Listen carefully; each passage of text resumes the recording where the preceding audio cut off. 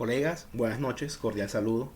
En la sesión del día de hoy vamos a trabajar lo que corresponde a modelos de variable dependiente limitada, en este caso Logi y Probi. Esto corresponde a los temas de econometría intermedia y vamos a ir revisando uno a uno los modelos que se presentan en esta categoría. Antes de iniciar, lo que haremos será hacer una pequeña comparación entre los modelos de respuesta continua o los MCO, ¿sí?, que habitualmente hemos trabajado en econometría 1 frente a las diferencias que se presentan en los modelos de respuesta logística y probabilística. Como es habitual en los modelos MCO, siempre hemos trabajado con una constitución de variable independiente que puede ser cualitativa o cuantitativa y la variable dependiente que es estrictamente cuantitativa. Como podemos observar en este caso hipotético, tenemos un modelo que nos dice la relación entre una variable peso y la variable altura. Como vemos en la gráfica de la derecha, vemos que hay una relación entre estas. En la medida que se incrementa evidentemente la altura, tiende a haber una relación positiva en el peso, tiende a aumentar. Y en cierta forma es algo natural. Al haber un mayor tamaño, es obvio o es natural que haya una mayor composición de masa muscular y grasa. Sin embargo, ¿dónde se presenta la primera limitante al querer realizar modelos de respuesta limitada, ya sea dicotómica o multinomial? Como en este caso tenemos un modelo en el que se presenta una relación del sexo en función del peso. ¿Qué estamos diciendo? En este caso lo que estamos afirmando es que eh, estamos buscando establecer qué relación existe entre el sexo, ya sea masculino o femenino, y cómo se comporta el sexo frente al peso. Si nosotros nos damos cuenta, la gráfica no tiene mucha lógica, no tiene mucho sentido, porque lo que nos dice es que asumiendo que femenino es uno y masculino es cero, ¿sí?, podríamos decir que en la medida en que pasamos de una mujer a un hombre, el peso disminuye. Pero está la segunda limitante, y es que asume que en la medida en que vamos de una mujer a un hombre, ¿sí?, el cambio en el peso es el mismo para todos. Y ese es el detalle de la pendiente. Al haber una pendiente, ¿sí?, que el valor de la pendiente va a ser igual en todas las inclinaciones de la recta roja, nos va a decir que el cambio en el peso va a ser el mismo en función de hombre y mujer. Y esa es la segunda limitante que tienen efectivamente los modelos MCO. Entonces es necesario comenzar a revisar otras opciones, otros campos que nos permitan a nosotros establecer qué modelos se ajustan a la explicación de esos comportamientos propiamente dicho. Y es aquí donde comienzan a aparecer los modelos de respuesta limitada o de respuesta cualitativa. ¿Qué pasa aquí? Lo primero que debemos tener en cuenta es que vamos a trabajar con probabilidades. En este caso estamos trabajando con una probabilidad binaria, solamente de 0 y 1, siendo 1 la probabilidad de ocurrencia del evento y siendo 0 la probabilidad de no ocurrencia del evento. Evidentemente 0 es el complemento de 1 y es 1 menos p, menos la probabilidad de ocurrencia. Es necesario tener en cuenta que estas probabilidades son complementarias y siempre debe ser igual a 1 o a 100%. ¿Qué es necesario también tener en cuenta? ¿Cómo se verifica o cómo se expresa de manera extensa el modelo? Como vemos aquí, tenemos en este caso que la esperanza de Y, ¿sí?, dadas las variables, tantas variables incluye el modelo, va a ser igual a la probabilidad de que Y sea 1 en función de las variables independientes que incluyamos en nuestro modelo. Esto es lo que nos quiere decir esta expresión de forma básica. Ya vamos a ir avanzando un poco y veremos cómo aumenta un poco más el modelo. Entonces de esta forma llegamos a comenzar a establecer cómo se constituye el modelo. ¿Qué podemos ver? Estamos viendo que la esperanza de Y condicionado a X es igual a la probabilidad de que Y sea igual a 1 dadas las regresoras, que es lo que hablábamos anteriormente. Pero llevando este proceso o este modelo de forma amplia, nos vamos a comenzar a encontrar con los parámetros. Los parámetros nos van a comenzar a expresar, ojo, en los términos de singularidad en la relación, o sea, 1 a 1 o ceteris paribus, como es comúnmente conocido. Vamos a comenzar a analizar cómo ocurre o cómo se presenta este evento en función de x1, x2 y tantas x como tengamos en el modelo. Entonces lo que tenemos en cierta forma es que la esperanza de y va a ser igual a 1 por la probabilidad de ocurrencia de y más 0 por la probabilidad de ocurrencia de y. Y esto, como estábamos hablando anteriormente, debe estar entre 0 y 1. La probabilidad de ocurrencia del evento debe estar entre 0 y 1. Y es evidentemente complementaria. ¿Qué vamos a tener entonces? Como se ha mencionado, la probabilidad de ocurrencia del evento, ¿sí?, es la primera en establecerse o calcularse, y de forma complementaria vamos a tener entonces la probabilidad de no ocurrencia del evento. ¿Qué debemos tener en cuenta? Que la esperanza de la ocurrencia del evento o de que y ocurra, dadas las regresoras, va a ser igual a la probabilidad de ocurrencia de y en función de cada una de estas independientemente, más la probabilidad de no ocurrencia. Este proceso que ustedes ven aquí se va a repetir uno a uno con cada una de las variables que tengamos en el modelo. Para revisarlo por lo menos en un caso representativo, vamos a utilizar este ejemplo, que es el que estábamos verificando hace un momento.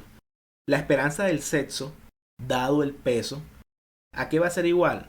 A la probabilidad de que el sexo sea femenino, o sea, sexo femenino es igual a 1, dado el peso, más la probabilidad del sexo masculino igual 0, dado el peso. Si ustedes se dan cuenta, lo que podemos revisar es que efectivamente estamos comparando o estableciendo las probabilidades de ocurrencia. Calculada la probabilidad de ocurrencia de un evento, calculamos automáticamente por complemento la probabilidad de no ocurrencia del evento. De esta forma, estamos haciendo un cálculo o una estimación en la que establecemos la probabilidad de ocurrencia de este evento siendo cercana a un valor de 1 y alejándose del valor de 0. Y lo veremos de forma más clara, por lo menos en la gráfica. ¿Qué debemos tener en cuenta? Como se ha mencionado hace un momento, los modelos de respuesta limitada, en este caso que es binario, van a tener dos categorías, siendo en este ejemplo 1 femenino y 0 masculino. Y en función de eso vamos a comenzar a realizar todas las inferencias. Lo que vemos aquí es la primera diferencia, que es lo que estábamos hablando previamente. Si ustedes se dan cuenta, al realizar la regresión, vemos que siendo mujer, 1 siendo mujer y 2 siendo hombre, vamos a encontrar ciertas diferencias, y lo que nos va a decir es que efectivamente la probabilidad de ocurrencia de que pase de hombre a mujer va a ser la misma. O sea, entonces lo que nos dice es que la probabilidad de que sea mujer en función del peso va a ser la misma sea cual sea el peso, no va a variar dado la pendiente. Sin embargo, los modelos de respuesta probabilística, en este caso tenemos un evento logístico, nos van a decir que por lo menos teniendo en cuenta el peso, la probabilidad de que un grupo, ¿sí?, se distinga del otro, o de que sea y igual 1, o sea, que ocurre el evento, o que sea y igual 0, que no ocurre el evento, va a estar en función de cuánto peso existe en cada una de las variables. Por ejemplo, si una persona, un individuo, digamos que es un masculino, tiene un peso de, pongamos aproximadamente 100 kilos, la probabilidad de que sea femenino se va a disminuir. Por lo tanto, el modelo o la proyección va a tender hacia 0. Sin embargo, un peso entre 40, 50 kilos, 60 kilos va a tender obviamente a la probabilidad de ocurrencia del evento, que va a ser femenino. Y aclaramos que es un caso solamente ejemplificante. Obviamente se presentarán casos en que una mujer pueda tener un peso de 150, 60 kilos, 100 kilos. Y son ciertos casos particulares, por ejemplo en el caso de que una mujer pueda tener sobrepeso o que haga ejercicio de alto rendimiento. Entonces la probabilidad de que sea mujer va a incrementarse. Todo esto nos lleva a nosotros a la creación o a la particularidad de los modelos Logi y los modelos Probi. En este caso, el modelo Logi, lo que estamos viendo es que su planteamiento estadístico y matemático parte de la teoría de límites que tienen al infinito, o sea, a la teoría de Euler, límites al infinito fundamentados en Euler. Pero, ¿cuál es la importancia de revisar esta teoría de límites al infinito? Y obviamente que tiene a más infinito y menos infinito. Cuando ustedes revisan esta curva, realmente estos puntos que están aquí tienden a acercarse al valor de 1, pero nunca lo tocan. Lo mismo es cuando llegan al punto de 0. Lo que estamos expresando a través de esta función o de este modelamiento matemático es que a través de la teoría de límites que tienden al infinito, las curvas van a crecer asintóticamente, ya sea hacia 1 o hacia 0. Sin embargo, estos valores nunca van a tocar dichos elementos o dichos números. Se van acercando asintóticamente hacia estos valores. Van llegando, tocando, de acercándose, pero nunca tocan ese valor, nunca llegan al valor. Esto nos permite a nosotros establecer efectivamente las probabilidades de ocurrencia o no de un evento. Por su parte, los modelos Probit se fundamentan en la teoría de la función de distribución de probabilidad. Y apoyándose en las integrales, lo que hacemos es calcular áreas bajo la curva, pero también nos llevan a plantear que efectivamente analizamos la probabilidad de ocurrencia de un evento. Si nos damos cuenta, también se fundamentan en Euler y son curvas que tienden a establecer la probabilidad de ocurrencia de dichos eventos en mínimos. Bueno, si nos damos cuenta y comparamos los resultados de los modelos Logi y Probit en estos casos y los modelos de respuesta lineal como el MCO que veíamos anteriormente en cursos de econometría 1, nos damos cuenta que efectivamente los modelos logísticos y probabilísticos sí dan una respuesta eficiente a las necesidades de las variables o de la base de datos que esté analizando datos de manera dependiente, cualitativos o limitados. Lo que vamos a tener aquí es que en la medida en que una variable se apoye en ciertas características, la probabilidad de que se acerque a un valor va a ir aumentando o va a ir disminuyendo. Lo que comentábamos hace un momento. En la medida en que, por ejemplo, un individuo tiende a aumentar su masa muscular o a tener un mayor peso, la probabilidad de que sea hombre va a aumentar. O en la medida en que la mujer, una variable, tenga menos peso, la probabilidad de que sea mujer va a aumentar. Y la ventaja es que efectivamente las probabilidades van a ir cambiando poco a poco, por lo cual nos representa una ventaja al momento de analizar los datos. Por su parte, en la parte derecha, vemos que los modelos de respuesta lineal no permiten captar los cambios en cada uno de los eventos que se presenten. Lo que nos está indicando aquí es que tanto para un individuo con 100 kilos, un individuo con 60, con 110, 106 kilos, la probabilidad de ser hombre va a ser la misma y la probabilidad de ser mujer va a ser la misma. Es lo que nos está indicando. En cierta manera, y adelantándonos de pronto a ciertos casos, no nos evidencian cambios marginales o aportes marginales en cada uno de los individuos. Como estábamos viendo las diferencias, lo expresamos aquí por lo menos de forma manual, y aquí las vemos a través del software Stata. ¿Dónde podemos revisar estos casos? Hay muchos casos de aplicación. Por ejemplo, en Kaggle, uno de los casos más conocidos y con el que suelen hacer las pruebas es analizar la probabilidad de supervivencia de pasajeros en el Titanic. Entonces lo que se plantea es, por ejemplo, la premisa del Titanic era primero mujeres y niños. Entonces en la medida, por ejemplo, ¿cuál es la probabilidad de sobrevivir? Si es hombre, la probabilidad de sobrevivir va a disminuir, obviamente.